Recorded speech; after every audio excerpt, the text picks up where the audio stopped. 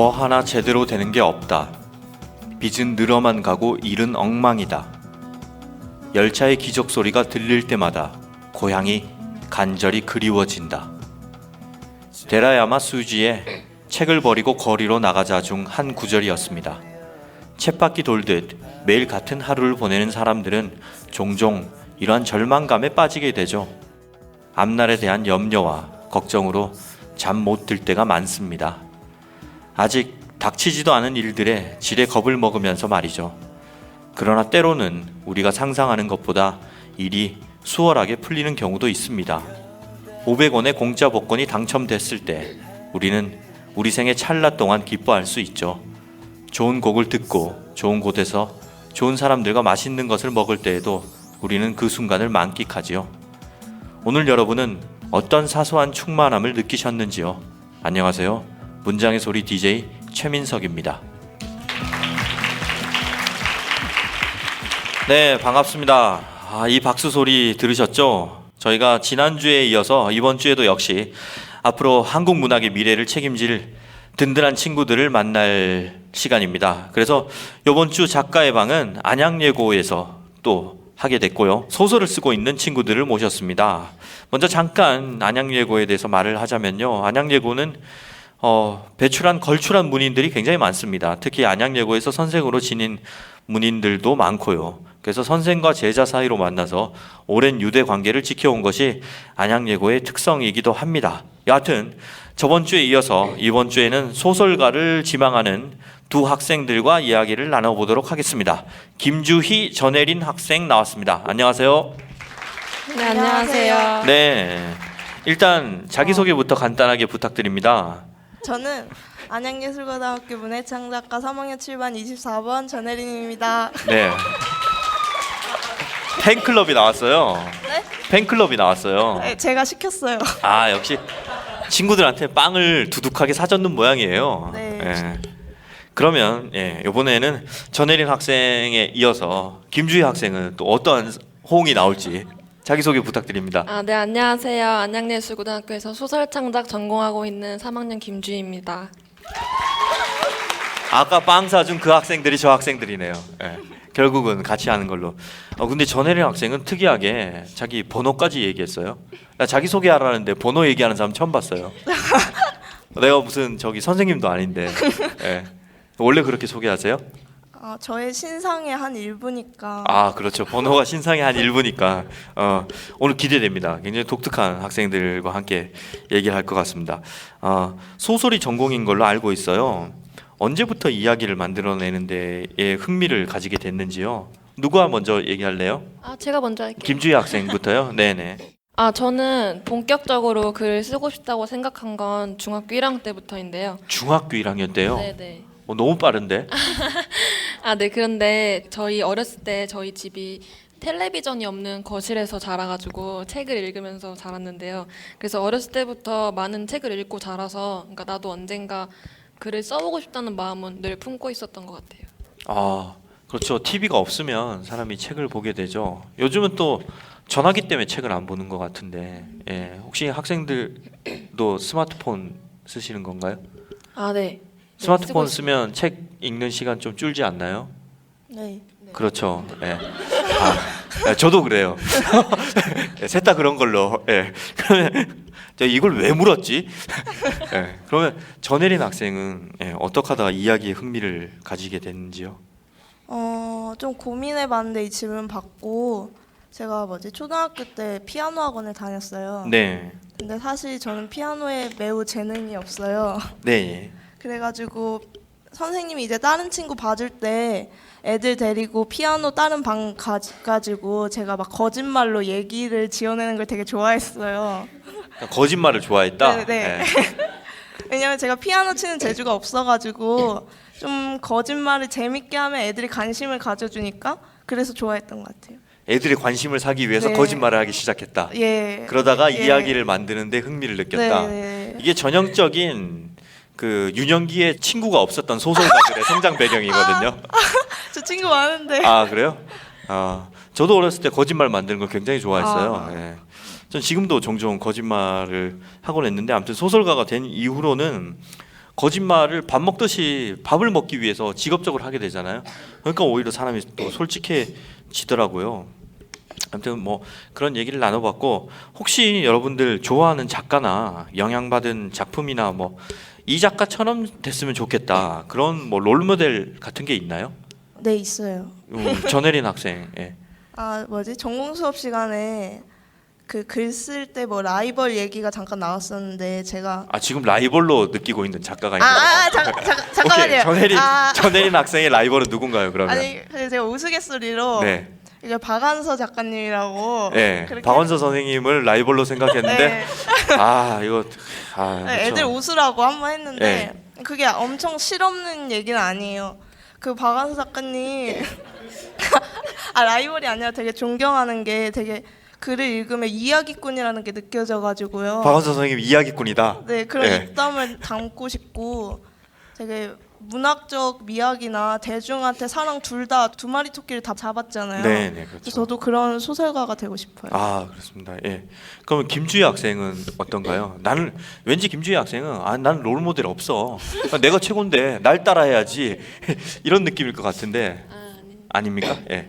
아 저는 소설가 권여선 작가랑 아 권여선 작가님요. 네, 예. 김현수 작가님을 굉장히 좋아하는데요. 아 둘 다요? 네. 예. 예. 아, 누구 한 명을 꼽을 수 아니요, 없어가지고. 단 한 명일 필요가 없어요. 예. 아 저는 특히 그 김현수 작가님의 다시 한 달을 가서 설산을 넘으면이란 작품을 읽고 정말 많은 감동을 받았는데요. 그러니까 이렇게 단편 소설이 이 정도의 치열함과 미학을 가질 수 있나 이런 생각도 들었고, 그 작품을 읽으면서 제가 소설 창작을 하는 시간에 있어서 어떤 전환점 같은 게 됐던 것 같아요. 아니 그 대답 준비해 오신 거예요? 아니 나는 얘기하는데 듣다 보니까 무슨 평론가인가 싶었어요. 단편 소설이 이렇게 완벽하고 치열할 수가 있나? 거의 평론가의 멘트인데. 예. 아니 두 분 소설만 쓰시는 거예요? 아니면 평론도 생각하고 계신 거예요? 아니 제가 이 소설 읽고 너무 감동을 많이 받아가지고 예. 네, 막 필사도 하고 막 5번 넘게 읽었거든요. 네. 그 김현수 작가님의 네. 그 소설을요. 예. 네. 제가 꼭 전해드리도록 하겠습니다. 아 정말 예. 감사합니다. 저 아. 정말 팬입니다. 그리고 독특한 게 보통 이제 그 작가들한테 이런 얘기를 질문을 하면 작가들이 굉장히 곤혹스러워해요. 왜냐하면 그 작가한테 영향을 받았다 그러면 독자들이 행여나 영향을 받아서 괜히 비슷한 게 아닐까 이렇게 생각을 해서 굳이 답을 해야 된다면 외국 작가들 이름을 막 우리가 알지도 못하는 옛날 외국 작가들 이름을 뭐 주루두루두루 대거든요. 근데 아직 학생들이라 그런지 정말 솔직하게 대답을 해주셔서 저는 사실은 대답 안 해줄 줄 알았어요. 예, 근데 솔직하게 얘기해 주셔서 굉장히 감사합니다. 그런 한편엔 제 이름이 없어서 지금 굉장히 씁쓸했다는. 예, 아니 농담이고요. 아, 너무 좋아해서 말을 못했어요. 지금 떨려요. 제 이름은 아세요? 네. 제 이름이 뭔데요? 아, 지금 말을 할 수. 아 지금 원래 좋아하는 사람이 옆에 있으면 네. 너무 떨리잖아요. 그래서 네. 너무 떨려요. 전혀 안 떨면서 말씀하시는데 지금. 예. 아니에요. 제 이름 모르시는 것 같은데. 아, 지금 얼굴을 못 쳐다보겠어요. 아 예, 알겠습니다. 아 저기 연극 영화과로 전과하시는 거 어떠세요? 문해 창작학과 말고 연기를 너무 잘하셔서. 예. 지금 여기가 일반 학교가 아니라 예고잖아요. 그래서 그 중학교는 두 분 다 예중 다니셨어요? 아니면 일반 중학교 다니는 거죠? 그러면 약간 다르잖아요. 그래서 예고에 처음 와서 좀 생경했거나 놀랍거나 좀 흥미로웠던 점이 있었다면 한 분씩 얘기해 주실래요? 아 네, 저는 일단 들어와서 예, 김주희 학생. 네. 네. 일주일에 그 전공 관련 수업 시간이 10시간이 넘거든요. 네. 네, 그래서 다른 인문계 친구들과 다르게 창작이나 그 뭐 비평 그런 시간을 그런 수업 시간이 많아서 되게 굉장히 많아서 놀랐고요. 되게 좋았어요. 그리고 또 그 과가 안양예고의 과가 6개? 6개 과가 있는데요. 전화가 오셨어요? 6개 과가 있는데 그 과별로 그 선후배 단합이 되는 게 뭔가 신기하고 처음 느껴보는 문화여서 네, 그랬던 것 같아요. 아 이것도 준비하고 오신 거예요, 대답? 아까는 평론가처럼 얘기하더니 이번에는 약간 학교 홍보 동무이처럼 얘기했어요. 예. 굉장히 준비된 답변을 항상 김주희 학생이 해주셨고 전혜린 학생은 어떠셨나요? 아 저는 솔직히 와서 제가 여기 지원을 할 때 물론 소설을 배우고 싶어서 지원하긴 했는데 솔직히 좀 어린 마음에 예고에 대한 환상이 있었어요. 아 예고 가면 그렇죠. 네. 뭔가 뭔가 어- 아이돌 같은 친구들도 있을 것 같고. 네. 예. 근데 근데 지금 없더라고요. 객석을 보니까 그 환상이 네. 있었어요. 그러고 난 다음에 네. 지은 씁쓸한 표정이 저도 금방 이해가 됐습니다. 네. 아, 그래가지고 농담이에요, 여러분. 죄송해요. 그냥 인문계 학교랑 저는 별 다를 게 없다. 네. 그냥 수업 시간에 공부하고 시험 기간 되면 밤새고 뭐 네. 급식 시간 되면은 급식실로 뛰어가고 아, 그냥 그럼 비슷한 아무튼 것 같아요. 전혜린 학생이 인문계 학교랑 다를 게 없다. 좀 달랐으면 좋겠다. 아니 예. 그래서 너무 이런- 좋다. 아, 지금 그래서. 친구들이. 뭔가 굉장히 많이 수습을 하세요. 다시 한번 얘기하는데 연극영화과 전과 어떠세요? 아니에요. 예. 아무튼 제가 사실은 이 질문도 드리려고 했어요. 우리 학교는 이게 장점이다라고 질문을 드리려고 했는데 답변을 하다 보니까 장점이 이렇게 하나 둘씩 나온 것 같아요. 여기에 혹시 덧붙일 장점이 있나요? 아니면 이미 다 얘기를 한 건가요? 아 있습니다. 아, 역시 전혜린 학생. 저는 전혜린 작가 아세요? 네 예, 알아요. 훌륭한 이름입니다. 네. 전 그래도 좋았던 게 전공 수업 시간이 되게 좋은데 왜냐면 지금 현직에서 활동하시는 시인분이나 소설가분이 직접 자기가 뭐 글 쓸 때 어려웠던-거나 뭐 출판하는 그런 얘기 그런 네. 시시콜콜한 얘기를 생생하게 들려주세요. 그래서 그런 거 보면서 전공 수업 시간에 그런 착각을 초반엔 했는데 전공 수업 시간에 열심히 하면 글 쓰는 기술을 좀 배울 수 있을 거라고 생각했어요. 근데 그게 아니라 그냥 그 분들 작가분들한테 글 쓰는 자세를 매일 배우는 것 같아가지고 되게 좋아요. 네. 저 현장의 소리를 들을 수 있으니까 학교에서 공부를 하면서도 그건 굉장한 장점인 것 같습니다. 네. 김주희 학생도 보태주실 말씀 있나요? 네, 저는 장점이라기보다 좀 독특했던 점이 있는데, 그러니까 지난주에 그렇죠. 시 쓰는 학생 두 분 시 나오셨죠. 쓰는 두 학생이 네. 나와서 그 수상한 시를 낭독해줬는데요. 네. 저희가 아까 DJ 분께서 상을 되게 굉장히 많이 탄다고 하셨는데 저희가 1년에 거의 어림잡아 100번 이상의 대회를 나가거든요. 그래서 어이구. 네, 그래서 저 올해 같은 경우는 일주일에 전라도에 3번을 간 적도 있고요.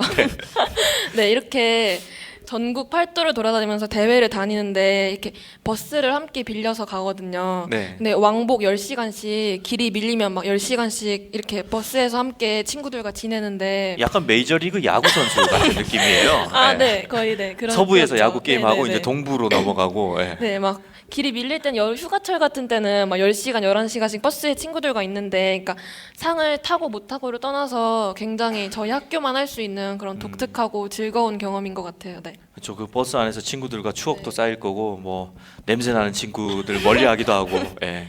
우정이 쌓이겠네요. 근데 여러분 둘 다 그러면 지금 소설을 이제 쓰고 있는 거죠. 습작을 하고 있는 거죠. 예. 그러면 본인이 소설을 쓰는 이유가 있다면 혹은 본인에게 소설이 가지는 의미가 있다면 아니, 너무 진지한 질문인가요? 근데 여러분들 대답하실 것 같아요. 왠지. 네, 다 준비해왔습니다. 예. 역시. 제가 어렸을 때부터 이건 병이 아니라 그냥 거짓말하는 걸 좋아했어요. 아 그렇죠. 누가 병이라고 한 사람 아무도 없어요. 예. 아니, 이렇게 얘기하는 민감해요. 학생은 전혜린 학생입니다. 예. 그래가지고 그러니까 세상에 없는 얘기를 만들어내고 그거를 친구들이 이렇게 재밌어하는 걸 좋아하는데 이제 크면은 거짓말은 나쁜 거라고 교육 받잖아요. 그래서 친구들도 사실 다 알아요 이제 거짓말인 거. 네. 그래가지고 거짓말을 하고 싶은데 못해서 소설로 제가 하고 싶은 거짓말을 다 이렇게 풀어내요. 그래가지고 제 소설이 어쩔 땐 좀 이상할 때도 있는데 저는 되게 재밌어요. 그래서. 아 본인이 재밌으면 된 거죠. 네. 예. 그리고 그게 거짓말인지 알면서 들어주는 친구들이 있다는 게 사실 독자들이 있다는 거잖아요. 독자가 없으면 사실 작가라고 보기가 어렵거든요. 이미 작가님이시네요. 예. 감사합니다. 예. 연기자이자 작가님이신 걸로 그렇게 하고 김주희 학생은 어떤가요? 아, 저도 곰곰이 생각을 해봤는데요. 근데 저는 딱히 이유가 있다기보다 소설 쓰는 게 가장 재미있고 그걸 할 때 가장 시간이 빨리 가는 것 같아요. 네. 힘들지 않나요? 소설 쓰다 보면. 아, 네. 힘들 때도 있는데, 그러니까 그 힘든 고통에 비해서 소설을 쓰고 막 남들이 읽어줄 때 그런 기쁨이 마음이 고통을 더, 네, 큰것 상쇄한다. 같아요. 결국은 그래서 플러스 마이너스를 해서 따지면 내가 쓸 때 겪는 고통보다 쓸 때 느끼는 행복감이 더 크다.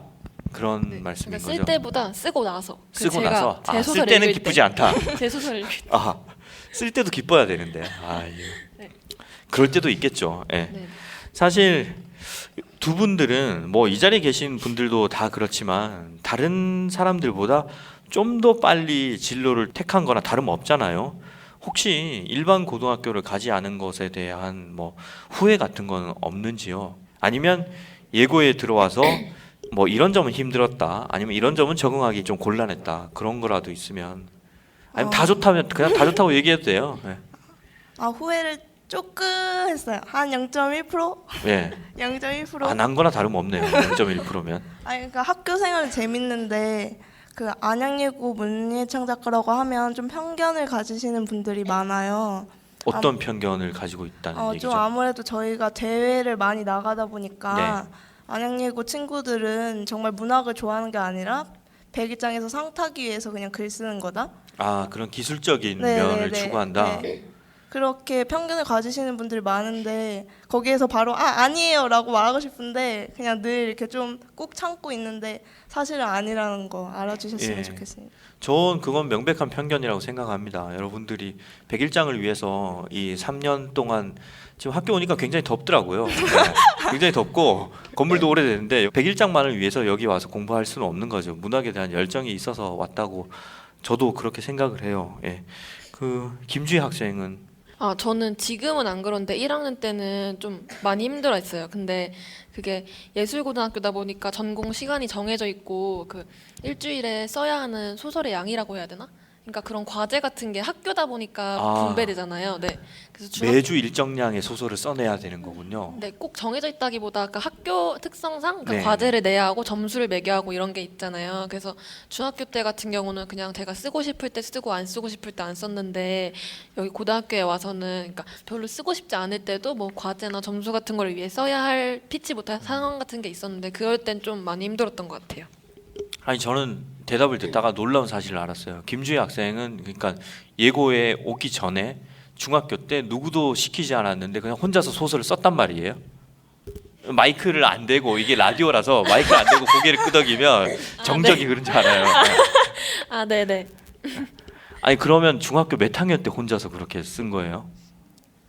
그냥 그러니까 중학교 때도 교내 백일장 같은 게 있잖아요. 예, 예. 그래서 네, 1학년 때부터 그랬었고 사실 초등학교 때부터 대회를 많이 나갔습니다. 저는 백일장 키즈예요. 아, 백일장 네. 퀴즈. 예. 아, 요즘 이런 세대들이 또 있군요. 예. 아무튼 저는 와서 굉장히 지금 문화 충격을 받으면서 프로그램을 진행하고 있습니다. 저희가 사실 여러분들을 모시기 전에 미리 부탁을 좀 드렸어요. 자기가 쓴 소설 중에 뭐 한 달락 정도 낭독할 수 있느냐라고 부탁을 드렸는데 어떻게 준비를 다들 해오셨나요?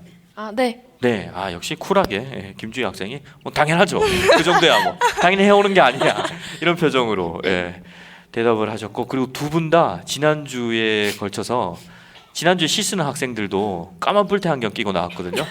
근데 오늘 소설 쓰는 학생들도 까만 뿔테 안경 끼고 나왔어요. 네. 이게 뭐 안양예고의 그 뭐랄까 전통입니까? 문예창작 학생들은 까만 뿔테 쓰는 게?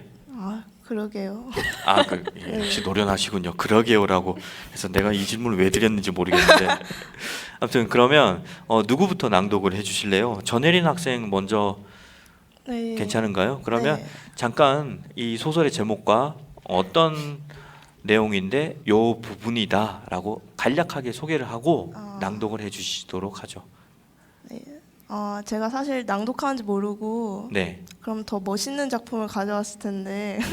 그러면 일단 청취자 여러분들 네. 기본적으로 전혜린 학생은 이것보다 훨씬 더 멋있는 소설을 평소에 맞아요, 쓰는 맞아요. 사람이다라고 감안하고 들어주십시오. 예. 본인이 어필했어요. 맞아요, 네. 맞아요. 그러니까 수화물 보관함이라는 소재로 썼는데요. 네. 이게 아까도 백일장 얘기해서 좀 그런데 인물이 좀 저 얘기랑 비슷하기도 한데 백일장을 많이 나가는 인물인데 백일장에서 소설이 그 목적이 돼야 되는데 상이 목적이 돼가지고 좀 대필도 하고 그래서 마지막에 이제 좀 뉘우치는 그런 내용입니다. 그러니까 본말 전도에 관한 내용이네요. 네, 솔직히 제가 뭐 대필을 한 적은 없지만 저도 좀 가끔은 이렇게 상 타고 싶다라고 이렇게 네. 목적이 전도된 적이 있어가지고 좀 반성하면서 썼던 글이에요. 넓은 의미로 확장시킬 수 있을 것 같아요. 우리가 생활을 하다 보면 주객이 전도되는 것도 많으니까. 예. 제목은 그러면 수화물 보관함입니까? 네, 네. 수화물 보관함. 보관함에 어떤 부분을 낭독해 주시는 거죠? 그래서 마지막 부분을 낭독하겠습니다. 예, 엔딩 부분. 네. 네. 그러면 전혜린 학생의 수화물 보관함의 엔딩 부분 박수로 청해 듣도록 하겠습니다. 수화물 보관함. 저는 수화물 보관함에 상장을 넣었어요. 수화물 보관함의 여러 칸에는 주인을 기다리고 있을 물건들이 가득하겠죠? 저는 절대 상장을 찾아가지 않을 거예요. 수화물 보관함은 오직 주인만 물건을 찾아갈 수 있으니까요. 어쩌다 얻은 물건은 제겐 행운이었지만 진짜 주인에겐 불행이 된다는 것을 너무 늦게 알아버렸어요. 심사위원님, 저의 글을 1등으로 뽑아주셔서 감사하고 죄송해요. 하지만 진짜 1등은 희정이에요. 저는 희정이에게 책이 담긴 가방을 들고 아직 전하지 못한 축하의 말을 해주고 싶어요. 앞으로 사람들이 상을 타지 못한다고 수군거려도 괜찮아요. 편지를 마치며 저는 누구보다 행복하니까요. 밤마다 타자기를 두드리는 엄마에게도, 억지로 문제집을 펴고 있을 희정이에게도, 그리고 저에게도 각자만의 비밀번호를 갖고 있는 수화물 보관함은 어딘가에 있겠죠? PS, 이건 엄마가 써준 글이 아니고 제가 직접 썼어요. 끝입니다. 아, 네, 감사합니다. 이것만으로도 굉장히 좋은데 전혜린 학생이 전 평소에 이것보다 훨씬 더 잘 쓰는 사람이다라고 첨언을 해서 더욱더 기대가 됩니다. 그럼 김주희 학생도 잠깐 소개를 해주시죠. 네. 제 소설 제목은 거실 없는 집이고요. 거실 없는 집. 네. 예. 제가 원래 개인주의나 요즘 스마트폰, SNS 이런 사회 문제에 관심이 많은데요. 이 소설도 제 관심 분야의 한 맥락을 같이 하고 있고요. 그리고 제가 생각한 건데, 그러니까 점점 개인주의나 그런 게 심해져서 거실이라는 게 가족의 공동체 생활을 상징하는 공간이잖아요. 그렇죠. 근데 점점 이렇게 미래 가다가는 거실이 없이 개인적인 방만 있는 집이 나오지 않을까 이런 상상에서 나온 소설입니다. 설명을 굉장히 잘해 주셔서 제목과 그 배경만으로도 어떤 소설일지 충분히 짐작이 됩니다. 예, 그럼 어떤 부분을 네, 제 앞부분 예. 이게 짧은 꽁트라서 앞부분만 네. 읽어도 내용이 거의 다 알 수 그러면 있거든요. 첫 시작 장면인 네. 거죠. 네. 그러면 김주희 학생의 거실 없는 방, 거실 없는 집, A House Without Living Room이네요. 예. 리튼 바이 김주희, 주희킴 소설 첫 부분을 박수로 청해 듣도록 하겠습니다. 거실 없는 집. 그 말 한마디에 모든 것이 달라졌다. 이사를 가자 거실 없는 집으로. 2달쯤 전 우리 가족은 방이 4개 딸린 거실 없는 집으로 이사를 했다. 집은 이전에 본 적 없는 기이한 형태를 띠고 있었다. 현관문을 열고 들어가면 정면에 화장실이, 그 옆에는 작은 간이 부엌과 방이 있다. 위에서 올려다보면 아마 쌓기나무 블록 4개를 정사각형 형태로 붙인 것처럼 보일 듯 했다. 말 그대로 거실은 없고 개개인의 방만 다닥다닥 붙어있는 집이었다. 엄마는 이사를 가자고 말하면서 이렇게 덧붙였었다. 어차피 거실은 아무도 쓰지 않잖아. 부엌도 마찬가지고. 이렇게 온 가족이 다 모인 게 얼마만인지, 다 함께 식탁에서 식사한 게 언제인지 기억도 잘 나지 않는구나. 잘 생각해봐. 어차피 아무도 쓰지 않는 거실과 부엌을 없애고 좀 더 넓은 방에서 각자 지내는 거야. 괜찮지 않니? 나 또한 언제적인지 가물가물하지만 우리 가족도 매일 한 냄비에 숟가락을 부딪혀가며 밥을 먹던 때가 있었다. 할아버지가 돌아가시기 전에는 아침과 저녁마다 온 가족이 둘러앉아 식사를 했다. 작은 식탁 위에는 누나가 가정 실습 시간에 만든 레이스가 달린 크림색 식탁보가 깔려 있었다. 내가 김치찌개 국물을 떠먹다 식탁보에 몇 방울 흘리기라도 하면 누나의 왕알밥만한 주먹이 내 머리를 치기도 했다. 그럼 나는 금세 울음을 터뜨렸고 할아버지는 고놈 참 우렁차게도 운다. 크게 될 놈이야 하면서 껄껄 웃었다. 아버지는 우리를 혼냈고 엄마는 행주를 들고 와 김치찌개 국물이 묻은 식탁보를 박박 닦아내 누나를 얼렀다. 매 식사 시간이 어수선했다. 밥상머리에서 누나와 바비 인형을 가지고 놀다 할아버지가 맛있게 드시던 콩 비지찌개에 인형을 빠뜨리기도 했다. 치마가 벌렁 뒤집혀 팬티가 보인 채로 콩 비지찌개에 머리를 처박힌 바비 인형의 모습은 아직도 선명하게 기억났다. 집에 에어컨이 없던 시절에는 회전하는 선풍기 한 대를 두고 온 가족이 거실에 모여 자기도 했었다. 이런 기억의 파편들이 나에게는 아직도 남아있었다. 네, 감사합니다. 굉장히 빨리 읽으시네요. 저는 뒤에서 누가 쫓아오는 줄 알았습니다. 예. 김주희 학생 평소에 많이 쫓기는 예, 좀 쫓기는 말투가 건 아닌데 빠릅니다. 네. 아 그렇죠. 예, 텍스트가 좀 길어서 빨리 읽으신 건가요? 예.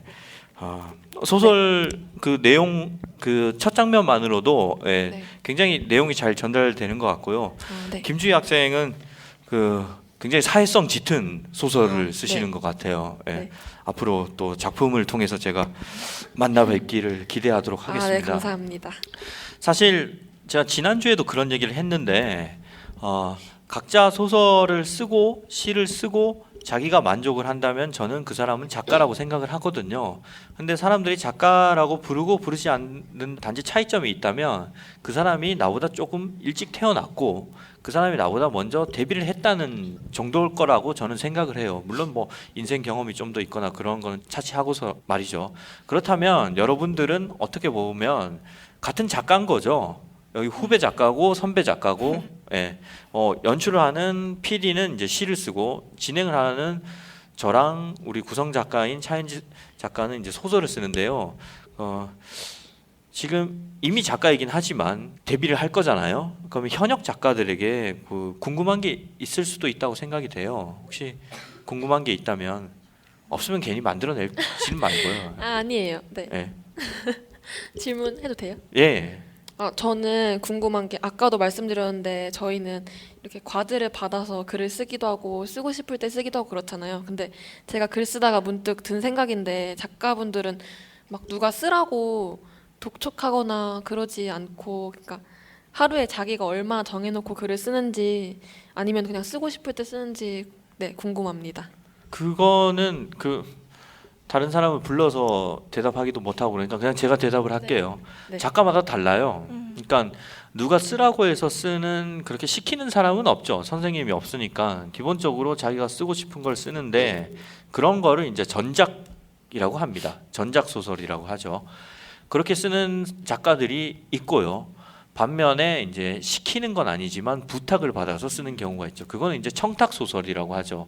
청탁 소설은 대부분 뭐 주제나 소재가 따로 정해지지 않는 경우가 사실상은 대부분입니다. 근데 특별한 경우에는 주제나 소재를 정해서 요청을 하는 경우도 있죠. 그거는 작가가 수락을 하건 수락을 하지 않건 작가의 마음에 달린 거죠.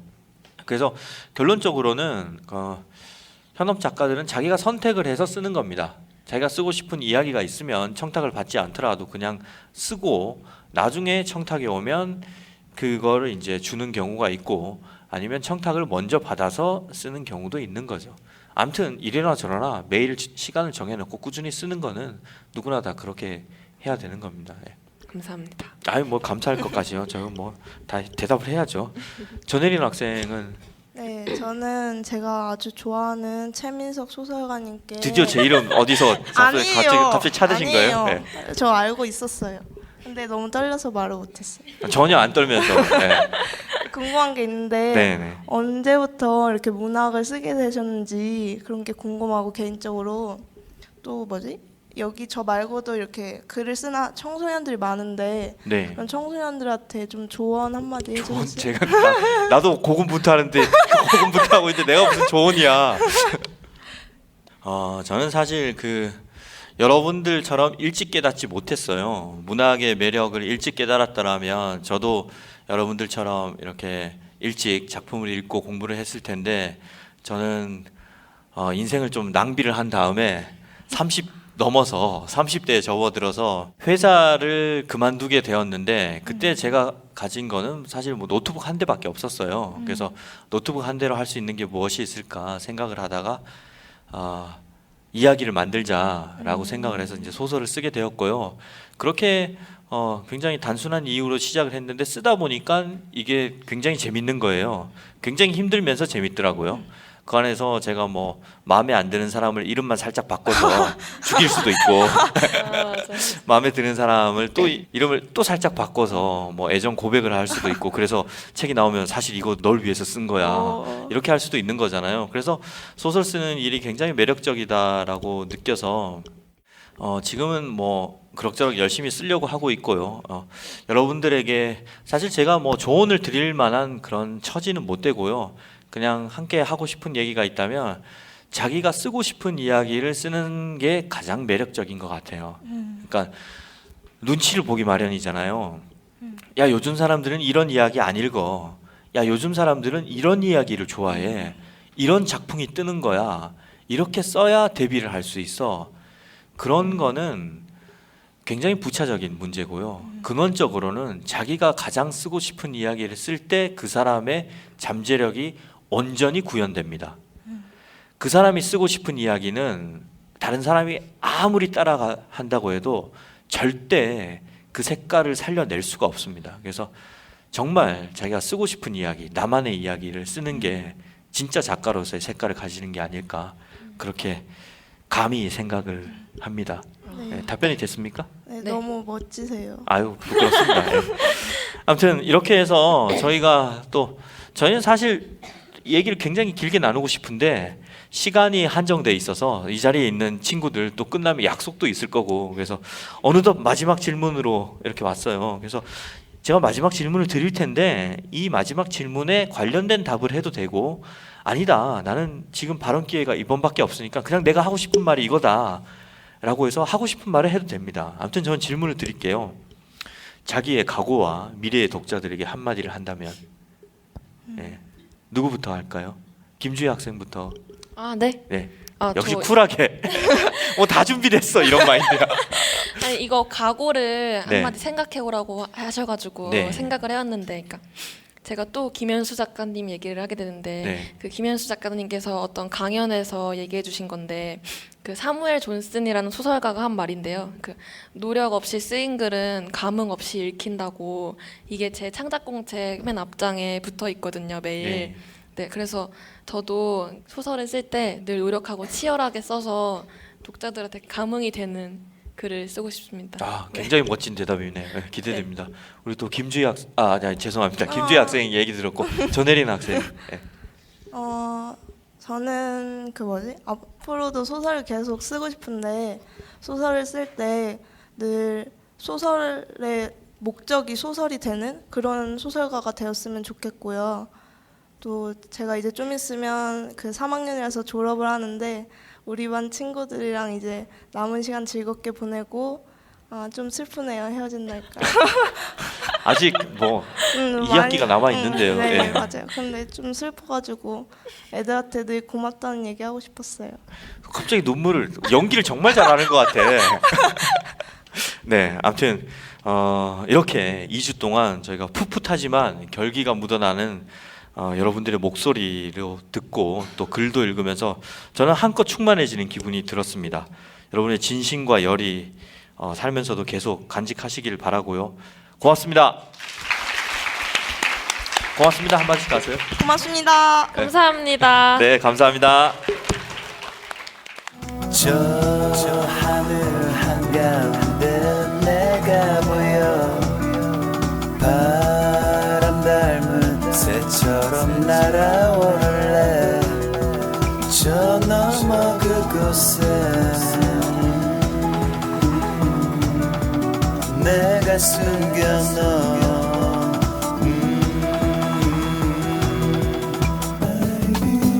커다란 하늘이 있어.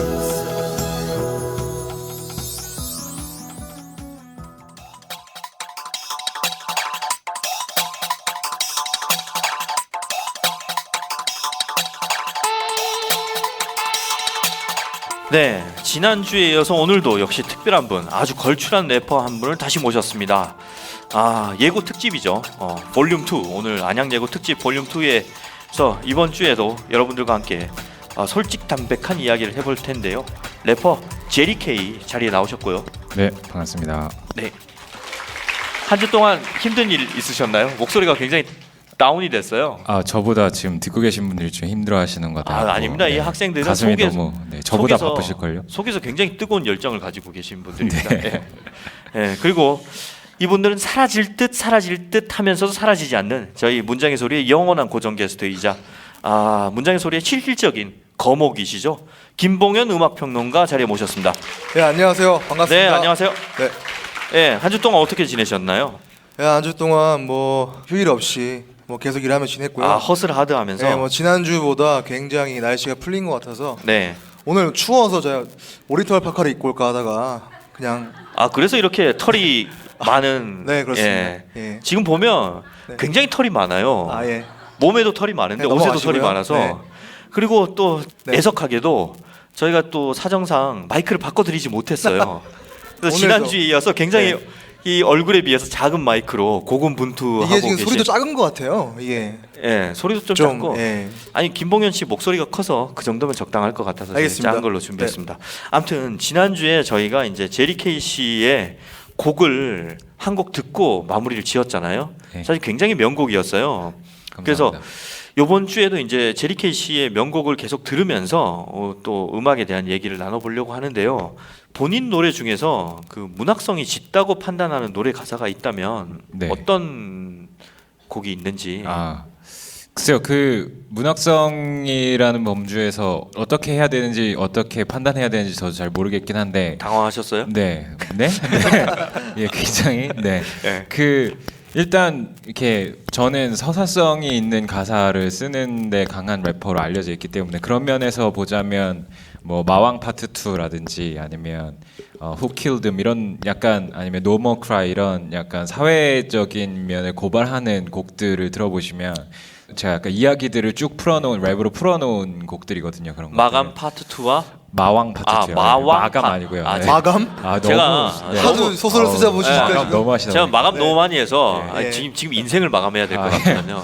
마왕. 네. 네. 네. 마왕. 멘트는 마감하고 네, 마왕 네. 파트 2와 네, 네. No More Cry. 네, 더 그런 이상 곡들, 울지 마라. 네, 네, 아, 그런 곡들 네. 들어보시면 될 것 같고 그리고 약간 그 짧은 표현들로 멋있게 썼던 곡들은 이제 뭐 곡 중간 중간에 있는데 뭐 이를테면 뭐 이런 표현들 있죠. 제 본명이 김진일인데 뭐 성은 김 금처럼 반짝이는 성품을 지니고 이름은 진일 그래서 늘 걷지 진일보 아, 그런 식으로? 표현들, 네, 오, 그런 류의 대박. 네 감사합니다. 네. 근데 제가 이렇게 해도 아까 여기 나와서 하셨던 분들 수준 들어보니까 뭐 제가 약간 낄 때가 아닌 것 같아요. 아니에요. 너무 우수하셔서 여기 계신 분들. 여기 아니 이분들은 지금 아시죠? 이 공기 중에 흐르는 이 네. 앰비언스. 네. 예. 지금 졸리다 이런. 아니 굉장히 초롱초롱한 아, 예. 눈빛으로 이 또 청취자들이 들으면 오해하시겠어요. 아, 예, 예. 예. 아유, 굉장히 진짜 초롱초롱한 죄송합니다. 눈빛으로 제가 지금 시선이 뜨거워서 아, 어디 예, 몸둘 바를 모르겠어요. 아, 예. 제가 눈이 좀 안 좋아져서. 굉장히 노련합니다. 네, 죄송합니다. 예. 아까 또 나오셨던 그 전혜린 작가님이시죠. 네네. 전혜린 학생은 네. 전혀 떨지도 않으면서 예, 네. 떨려 죽겠어요. 이렇게 네. 또 연기를 하고 가실 만큼 아, 네. 굉장히 노련하신 눈물 분들이고요. 연기 인상적이었어요. 네. 그러면은 또 학생들을 위해서 네. 제가 또 노래 한 곡을 네. 들으면서 분위기를 네. 좀 업 시켜 보려고 하는데 네. 지난주에 들은 사직서 외에 또 다른 곡을 또 가져오신 게 있죠. 네. 이게 예. 업될 수 있는 곡은 아닌 것 같은데. 예, 한없이 다운될 수 있는 곡인데 아 그러면 네. 순서를 조금 바꿔서 업될 아닙니다. 수 있는 곡이 이거부터 업될 수- 하겠습니다. 아니, 네. 아니, 업될 수 있는 곡이 없는 건가? 강행하겠습니다. 예. 강행하는 거예요? 강행하겠습니다. 알겠습니다. 네. 강행하시죠. 예. 어떤 곡입니까? 네, 직접 소개해 주시죠. 아, 네. 이 곡은 그 제가 최근에 인터넷으로 무료 공개한 시국선언이라는 곡인데요. 시국선언. 예, 예. 굉장히 다운되겠는데요. 네, 굉장하죠. 상당합니다. 굉장히 무겁고. 네. 네. 아니 요즘 안 그래도 청춘들이 또 88만 원 세대다. 네. 그리고 학생들도 고등학생들도 어렵고 네. 왕따 문제도 심각하고. 예, 예. 난 여기 와서 빵 셔틀이 왜 생기는지 이해를 했어요. 매점이 정말 멀더구만. 네, 매점 가기가 귀찮아. 그래서 여러모로 힘든데 이런 힘든 학생들을 위해서 더 힘든 노래 시국선언을 가져오신 제리케이의 배짱이 정말 대단하네요. 예. 이 노래는 이건 제리케이 아니면 못하는 거야. 네. 그렇죠. 그럼요. 이 노래는 정식 트랙이라기보다는 무료로 공개하셨죠. 요번 요즘의 어떤 상황에 네. 맞춰서 무료로 랩으로서 이제 메시지를 전달하는 곡입니다. 아무튼 김병현 평론가께서 왜 이 노래를 추천해 주셨는지 그리고 제리케이 역시 이 곡을 어떻게 생각하시는지 궁금합니다. 일단 듣고 얘기 네. 나눌까요? 네네. 알겠습니다. 그럼 시국선언 준비됐습니까? 예, 영상을 보시죠. 아 영상이군요. 예, 네. 청취자 여러분들 시국선언은 영상이지만 아무튼 그 네, 음원으로 유튜브로 찾아보시면 예, 다 있습니다. 음원으로 잠깐 들려드리도록 네, 네, 네. 하겠습니다. 예. 그러면 시국선언 같이 듣도록 하겠습니다. 선언남 나 제리 케이는 썩어 빠진 권력 집단이 성역화된 어떤 정보기관을 점령하고 자신들의 말에 반대해온 국민들의 절반을 반체제 떠오는 빨갱이의 노란한 꼭두각시로 봤단 사실에 분노할 것이 한 명을 죽인 자와 100명을 죽인 살인자를 상상해. 그럼 전자도 심각한 범죄, 후자는 더 중대한 범죄. 어떻게 면제부가 돼 그 숫자가 많지는 않다는 게 어떻게 말이 돼 우리 개가 주인의 왼쪽 팔만 물어뜯는 게 개들에게 미안 충성심 강한 개들에게 미안 개들도 안 그래 먹일 주는 손과 안 주는 손을 나누는 그런 짓거리 민주주의의 제1원리 광장이든 길거리든 자기 생각을 짓거리고 상상할 권리 그걸 침해하고 그 입술에 다 침뱉고 벌건 페인 칠하고 역겨운 짓 하고 있는 이 상식 없는 곳에 상식을 양심 없는 곳에 양심을 관심받는 이들에겐 관심을 그리고 탄식이 있는 곳에 난식을 돌려나 원래 있어야 할 곳으로 의원은 의원석으로 증인은 증인석으로 더럽혀진 돈은 우리 주머니 속으로 권력은 다시 우리들 모두의 손으로. 네, 잘 들었습니다. 제리 케이의 시국선언. 네. 굉장히 라임이 살아있네요. 예. 관심 없는 곳에 안식을. 예. 예. 그리고 네. 탄식하는 곳에 안식을. 네. 관심 없는 곳에 관심을였나? 네. 뭐 괄시받는 이들에게 관심을. 괄시받는 이들에게 관심을. 예. 제가 요즘 단기 기억 상실증이 걸려가지고 이해합니다. 메멘토입니다. 네. 제가 항상 적어놓고 다니거든요. 네. 예. 저 몸에 문신을 새겨서 봐야 되는데. 그러면 김봉현 평론가가 어째서 이 노래를 추천하셨는지 저는 대충 알 것 같은데. 네. 예, 우리 또 예고 학생들과 청취자들을 위해서 말씀해 주시죠. 저는 사실 뭐 이 노래가 가지고 있는 메시지의 내용에 반대하시는 분도 있겠죠. 왜냐하면 사상은 이제 다양한 거니까. 근데 제가 오늘 또 이 노래를 추천한 이유는 사실 좀 아쉬웠어요. 그러니까 랩이라는 게 또 힙합이라는 게 모두가 무슨 뭐 현실에 대해서 시대에 대해서 발언할 필요는 없지만 원래 랩과 힙합이라는 것이 어떤 흑인의 뭐 노예 역사와도 관련이 있고 어떤 피지배 계급에서 이제 나와서 항상 또 기성의 체제에 대해서 항상 순응하기보다는 항상 의문을 품고 거기에 어떤 저항을 하고 메시지 던지는 그러한 전통이 있는 예술인데 한국에서 뭐 사실 랩이 예술이고 또 래퍼가 예술가라고 인정한다면 예술가가 단순히 방구석에서 창작을 할 게 아니라 시대에 조우하는 그런 작품을 만들 필요가 있는데 그렇다면 다른 장르의 뭐 가수들보다 그런 것을 래퍼들이 해야 되지 않을까라는 생각을 항상 하고 있었는데 때마침 또 제리 케이라는 래퍼가 이런 트랙을 만들어줘서 어떤 예술가가 어떠한 자신의 메시지를 이렇게 내던진다는 점에서 좀 의미가 있을 것 같아서 오늘 준비해봤습니다. 네, 그 굉장히 사실 사회성 짙은 랩 가사인데요. 네. 여기 아까 저희가 전혜린 학생과 김주희 학생을 모셔서 또 작품을 낭독해서 들었잖아요. 그런데 김주희 학생 작품이 굉장히 사회성이 짙었고 지난주에 최성현 학생의 시도 굉장히 사회성이 짙었어요. 그래서 지금 이 학생들이 교복을 입고 있어서 그렇지 성장을 하고 또 사회인이 된다면 충분히 공감할 수 있을 만한 그런 내용인 것 같아요. 그리고 우리가 살면서 모든 것을 만족할 수는 없잖아요. 만족을 한다면 세상은 변화되지 않겠죠. 그래서 불만을 어떻게 예술적으로 승화를 해야 되는가, 그거는 예술을 배우고 예술을 맡은 사람들의 몫인 것 같아요. 그런 점에서 저는 굉장히 훌륭한 가사라고 생각을 합니다. 감사합니다. 예. 제리 케이 씨는 네. 뭐 이 노래를 쓰실 때 어떤 심정 때문에? 네. 일단은 이거는 뭐 가사를 보셔서 아시겠지만 국정원과 관련된 여러 가지 사건들에 대해서 쓴 곡이고 뭐 정치적으로 저와 다른 견해를 가지신 분들 100% 존중하고요. 하지만 저는 제가 생각하는 제가 배웠던 민주주의의 가치와 그것의 원리의 바깥에서 이것을 가지고 장난질을 치는 거를 보면서 되게 화가 많이 났었거든요. 그러니까 분노를 표현했다고 하면은 뭐 쉽게 말이 되겠죠. 그리고 이거를 써놓고 만들어 놓고 좀 고민을 했었어요. 이거를 공개할까 말까를 좀 많이 고민을 하다가 어느 날 갑자기 요번에 디스전에 기폭제가 된 미국의 켄드릭 라마의 컨트롤이라는 그 곡이 있었는데 그게 이제 한국에까지 영향을 미쳐서 디스전이 일어나게 된 그런 곡이거든요. 잠깐 여러분 혹시 힙합 래퍼들의 디스전 일어난 건 알고 계신가요? 예, 다들 잘하고 계시네요. 네네네. 예, 아무튼 다들 인터넷 열심히 하시는가 봐요. 아무튼 저도 그 곡을 듣고 나서 아 힙합이면은 이렇게 거침 없어야 되는 거 아닌가. 되게 그 힙합의 본질적인 어떤 정서에 크게 감화를 받아서 내가 이 정도 가사도 마음 놓고 내 마음대로 뱉지 못하면 그게 무슨 힙합이고 그게 무슨 언더그라운드야라는 생각이 들어서 예술의 예. 소재에는 성역이 없어야 된다. 네네. 그것이 사랑이건 인간관계건 정치건 민주주의건 모든 것이 시와 소설과 랩의 소재가 될 수 있다. 그럼요. 그런 네. 견해에서 쓰신 거죠. 네. 아 그러면은 이제 시국 선언을 들으면서 지금 장내가 굉장히 숙연해졌어요. 아, 숙연하죠. 예, 네. 굉장히 숙연해져서 저희가 또 이 분위기를 빨리 이제 수습을 해야 되는데 그 다음 곡에 저는 또 기대를 걸고 있습니다. 기대해도 되는 겁니까? 네, 예. 다시 분위기를 반전할 곡이 기다리고 있습니다. 네, 봉현 씨도 지금 낯빛이 굉장히 어두워졌는데. 아닙니다. 원래 어두워요. 예. 여러분도 오해하지 마세요. 저 네. 사람이 제가 만난 지 지금 몇 년 됐는데 몇 년째 계속 어두워요. 예. 옛날부터 지금까지 줄곧 변화 없이 어두웠거든요. 맞습니다. 그래서 네. 원래 저런 분이다. 네. 예, 이해해 주시면 고맙겠고요. 존중해 주시고요. 네. 네. 마지막 곡은 제목을 미리 받았어요. 제목이 You Are Not a Lady. 네. You 넌 Are Not a- 숙녀 아님. 네, You Are Not a Lady라는 곡인데요.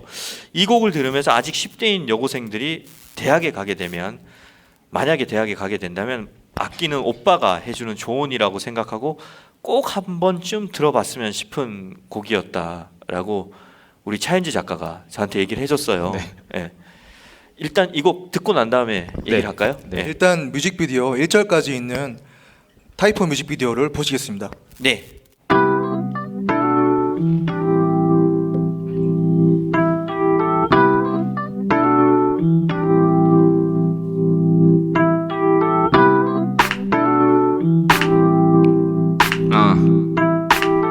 Jerry K is INT. Just tell him what you got. 네, You Are Not a Lady 들으셨습니다. 아, 청취자 여러분들은 또 저작권 때문에 잠깐 짧게 들으셨을 텐데요. 네. 나중에 꼭 찾아서 들으시면 좋을 것 같고요. 멜로디가 굉장히 감미롭네요. 네, 그렇습니다. 멜로디가 감미롭고 그러면서 얹혀지는 그 제리 케이의 보이스가 지금 약간 모자를 삐딱하게 쓰셨는데 그런 느낌처럼 그 뭐랄까 통통 튀는 맛이 있어요. 예, 약간 감사합니다. 전투적인 예. 맛도 있고. 예, 예. 예. 이 곡 추천하신 게 이제 김봉현 평론가인데 네네. 어떤 점에서 추천하신 겁니까? 이 곡은 뭐 일단 이 지금 아직 10대시잖아요. 제가 뭐 폄하하거나 무시하는 건 전혀 아니지만 아직 성인이 되기 전에 특히 이제 여성분들이 자신의 가치관을 올바르게 정립하기 위해서 꼭 들어봐야 할 그런 좋은 가사라고 생각을 해서 저는 일단 준비를 했죠. 그럼 10대 추천 교양 랩 가사 아, 그렇습니다. 10선 여기 예, 들은 예. 겁니까? 예, 예, 마치 그렇습니다. 그 국어 13종 교과서 네. 추천 소설 이런 것처럼. 사실 요즘 뭐 몇 년 전부터 뭐 된장녀 이런 말도 있고 요즘은 더 심한 말도 있고요. 뭐 남녀 평등이니 뭐 또 데이트 때 누가 돈을 내니 이런 얘기도 되게 많잖아요. 항상 끊이지 않는 남녀간의 주제인데 이 노래가 지금은 1절까지밖에 뮤직비디오가 없지만 이따 라이브로 전 가사를 들어보시면 굉장히 좋은 가사 그리고 또 비유와 상징 측면에서도 또 좋은 메타포들이 나오기 때문에 한번 귀 기울여 들어보시기 바라겠습니다. 지금 그 깜짝 얘기를 하셨는데 네. 그러니까 이따가 노래 선물을 하나 준비하셨다고 하셨는데 그게 바로 네네, 이 곡입니다. 유알라로 레이디. 네, 네. 예. 네, 그렇죠. 그렇습니다. 아, 대박. 예. 좋네요. 네. 예. 근데 유알라로 레이디를 들을 때 남학생들은 그렇지 나는 레이디가 아니지라고 네. 하는데 여학생들은 아니 이게 당연한 뭔가 말을 해, 이렇게. 내가 보니까 아까 가사가 You are baby 넌 애기야 넌 아직 애기 뭐 이러는데 네. 예. 여러분 그냥 노래니까 네. 감안하고 들어주십시오. 갑자기 장르가 숙연해졌는데 예. 어느덧 시간이 이렇게 됐네요. 예. 아무래도 그 래퍼가 문학에 기반한 자리에 나오신 것 자체가 네. 굉장히 좀 생경한 경험이었을 것 같기도 해요. 네네네. 좀 낯설지는 않았는지 네. 소감 어떠셨어요? 아, 그 두 진행자분께서 너무 네. 재밌고 정신없게 해주셔가지고 뭐 생경하고 말고 할 게 없었던 것 같아요. 아, 네. 저야 뭐 아, 항상 네. 차분한 진행을 토대로 해서 예? 문학적 깊이를 네. 추구하지만 네. 김봉현 씨가 자리에 함께하는 이상 네. 어쩔 수 없이 산만해지고 네. 예, 어중 배가 산으로 가기 마련입니다. 어떤 음과 양의 조화랄까요? 김봉현 씨 네. 거기 공감하시죠? 네, 공감합니다. 예, 예. 공감 한글로 그렇게 정리됐고요. 예. 지금 여기 앉아 있는 친구들이 다들 이제 어떻게 될지는 모르겠지만 일단은 자기의 꿈을 가지고 그 꿈을 향해서 나아가는 친구들이잖아요. 이런 친구들에게 들려주고 싶은 말이 있다면 네. 일단 저도 조금 이제 직업을 래퍼로 가져야겠다라고 생각을 한 거는 사실 회사를 나오면서부터거든요. 그 그렇죠. 전까지는 원래는 H 카드 다니셨잖아요. 예, 그렇죠. 사직서 쓰시면서 예. 곡 사직서 작곡해서 예. 퇴사하고 난 후에 선배가 사내 방송에서 사직서를 우리 회사 퇴사한 사람이 쓴 곡이야 그러면서 네, 사직서 네, 틀는 그렇죠, 네. 그런 경험도 있고. 네. 아무튼 그 전까지는 저도 되게 헷갈려 했거든요. 그래서 일찌감치 자기가 하고 싶은 일, 자기의 꿈을 찾은 사람들을 늘 되게 부러워했는데 여기 계신 분들은 아마 대부분 그런 분들일 거라고 생각을 하고 그렇기 때문에 여러분들은 다들 축복받은 사람들이라고 저는 생각해요. 그렇기 때문에 여러분들이 그거를 진짜 축복으로 받아들이셨으면 좋겠고 그리고 이제 지금 꾸고 있는 꿈이 있어도 나중에 내가 하고 싶은 일이 바뀔 수도 있고 뭐 세상이 어떻게 바뀔지 모르는 거잖아요. 그럴 때 어른들이 하는 얘기가 있어요. 현실적으로 생각해라. 근데 왜냐하면 현실이 안정적이고 너의 꿈은 불안정하기 때문에라고 얘기를 하게 되는데 그 얘기 절대 듣지 마세요, 여러분. 제가 늘 생각하고 사는 거는 꿈이 더 안정적이고 현실이 더 불확실합니다. 여러분들의 꿈은 여러분들 안에 있기 때문에 여러분들이 어떻게든 손으로 만질 수 있어요. 근데 세상은 현실은 뭐 내가 컨트롤할 수 있는 게 아니잖아요. 훨씬 더 불확실하다고. 그러니까 여러분들 앞으로 어떤 일이 있든지 그냥 자기 꿈, 자기한테 가장 확실한 그것만 믿고 살아가면 진짜 매일매일 행복한 삶을 저 지금 진짜 행복하게 살거든요. 저처럼 살 수 있을 거라고 생각합니다. 네, H 카드에 사직서를 쓰시고 지금 현직 래퍼로 활동하고 계신 제리 케이 씨의 말씀이었습니다. 네. 혹시 원래는 대본에는 없는 건데 네. 또 김봉현 평론가도 이 자리에서 그냥 헤어지면 섭섭할 것 같아서 네. 네, 뭐 마지막 한 말씀. 예, 만나서 반가웠고요. 네. 제리 K가 그럼 당연히 만나서 반갑지. 안 반가워? 안 반가울 수도 있으니까 사람은. 그렇죠. 근데 제리 안 K가 반가울 수도 있다라는 얘기. 굉장히 좋은 포지션을 박차고 나온 그런 이제 뮤지션인데 저 또한 그런 길을 가고 있습니다. 그러니까 결국은 뭐야? 결국 자기 자랑인 거야? 많이 관심 가져주시고요. 끝나고 안양 맛집 좀 추천 부탁드릴게요. 그러니까 결론은 나를 응원해 달라 그 얘기했습니다. 그리고 안양 맛집 빼놓지 말고 추천해 달라 이거였고요. 저희가 사실 더 얘기하고 싶은데 항상 이 시간 문제가 이게 문제야. 아무튼 이렇게 해서 결국은 끝날 때가 됐어요. 그래서 끝으로 이제 이번이 개편 후에 첫 공개 방송이었습니다. 심지어 열정과 꿈이 가득한 안양예고에서 방송을 했고요. 이까지 왔으니까 저희가 이대로 물러날 수는 없습니다. 이 펄펄 끓는 청춘들을 위해서 노래 선물을 준비해 오셨다고 들었습니다. 네네. 네. 그렇습니다. 아까 말씀하신 You Are Not a Lady 고요. 부탁드려도 될까요? 네, 그럼요. 네. 알겠습니다. 네. 그러면 여러분, 자 이제 마지막입니다. 이제 둘도 없는 박수, 뜨거운 박수로 제리 케이의 You Are Not a Lady 청해 듣겠습니다. 박수 부탁합니다. 네.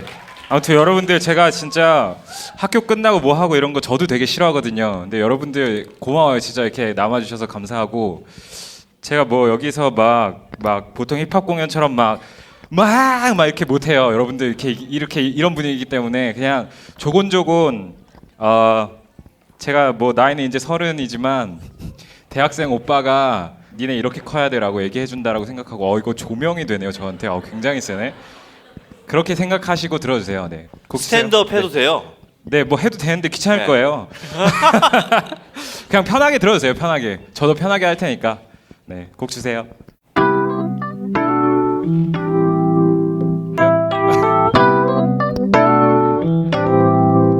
여기 계신 모든 여자분들께 이 노래를 바칠게요.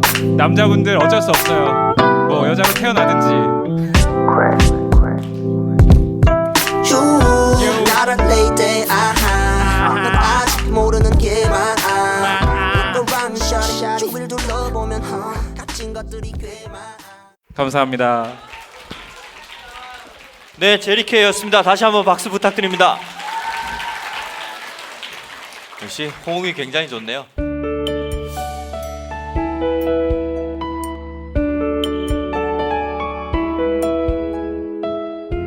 어느덧 선선한 바람이 불어오는 계절 9월의 중순입니다. 카디건이나 외투 하나씩 꼭꼭 챙겨 다니시고요. 저는 다음 주에 또 찾아뵙겠습니다.